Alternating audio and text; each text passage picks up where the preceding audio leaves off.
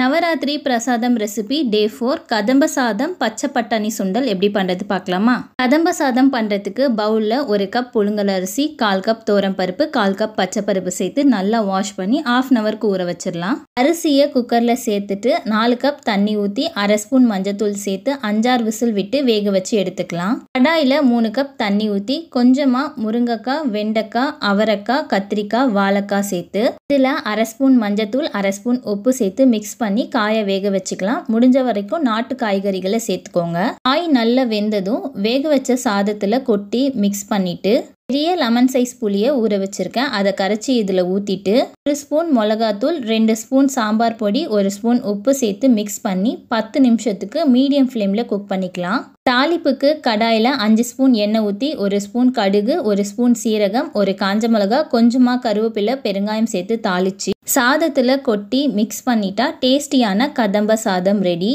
பச்சை பட்டாணி சுண்டல் பண்ணுறதுக்கு பட்டாணியை நைட்டே ஊற வச்சு எடுத்து வச்சுருக்கேன். இதை வாஷ் பண்ணி குக்கரில் சேர்த்துட்டு 1 ஸ்பூன் உப்பு சேர்த்து முங்குற அளவு தண்ணி ஊற்றி 3 விசில் விட்டு வேக வச்சு வடிகட்டி எடுத்துக்கலாம். தாளிப்புக்கு கடாயில் 1 ஸ்பூன் எண்ணெய் ஊற்றி கடுகு, காஞ்ச மிளகா, கருவேப்பிலை சேர்த்து தாளித்து வேக வச்ச பட்டாணியை சேர்த்து மிக்ஸ் பண்ணிட்டா டேஸ்டியான பச்சை பட்டாணி சுண்டல் ரெடி. பிரசாதத்துக்கு மட்டும் இல்லை, குழந்தைங்களோட லஞ்ச் பாக்ஸ்க்கு கூட நீங்கள் ட்ரை பண்ணலாம். அடுத்தடுத்து வீடியோஸ்க்கு நம்மளோட சேனலை சப்ஸ்கிரைப் பண்ணிக்கோங்க.